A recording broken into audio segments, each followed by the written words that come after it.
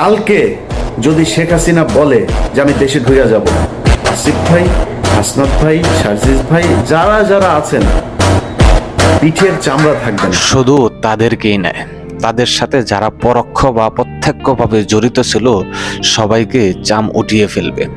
আপনারা যারা এখন হাসি মুখে দেশ চালাচ্ছেন তাদেরকে প্রত্যেকটাকে একবারে এমন ধুলাই করবে যে আপনাদের অস্তিত্ব রাখবে না। শেখ মুজিবকে যেরকম ভাবে খুন করে রাস্তার ভিতরে ফেলিয়ে রাখছিল, কেউ একটা মানুষ ধরতে আসে নাই। বর্তমানেও যে উপদেষ্টারা যারা আছেন তাদের এই রকম পরিণতি হতে পারে, এর চেয়েও ভয়ঙ্কর পরিণতি হবে। আশেপাশের মানুষও বলতাছে, শোনা যাচ্ছে, শুনে আসলে খুব খারাপই লাগে যে তারা দেশের জন্য কত কি করলো, তারপরও মানুষের মন পাইল না।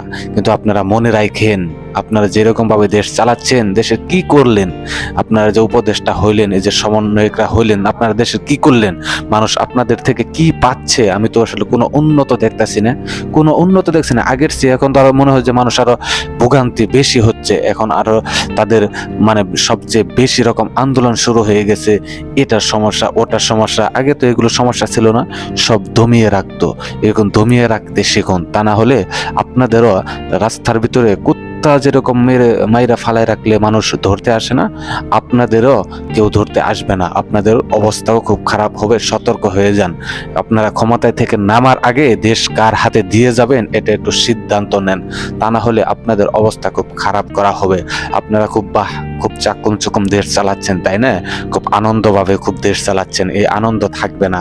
এই শেখ হাসিনা সেও চালাইছিল খুব আনন্দ নিয়ে, সে তো ভাবতোই না, সে কখনোই ভাবতো না সে যে এই ক্ষমতা থেকে তার যেতে হবে, সে দেশ থেকে যে পালিয়ে যাবে এটা কখনোই সে ভাবতো না। আর আপনারা যে এই ক্ষমতায় চিরদিন থাকবেন এটাও কোনো নেই, আপনাদেরও পতন হয়ে যাবে। তো আপনারা অতি শীঘ্রই আপনারা সংশোধন হয়ে যান।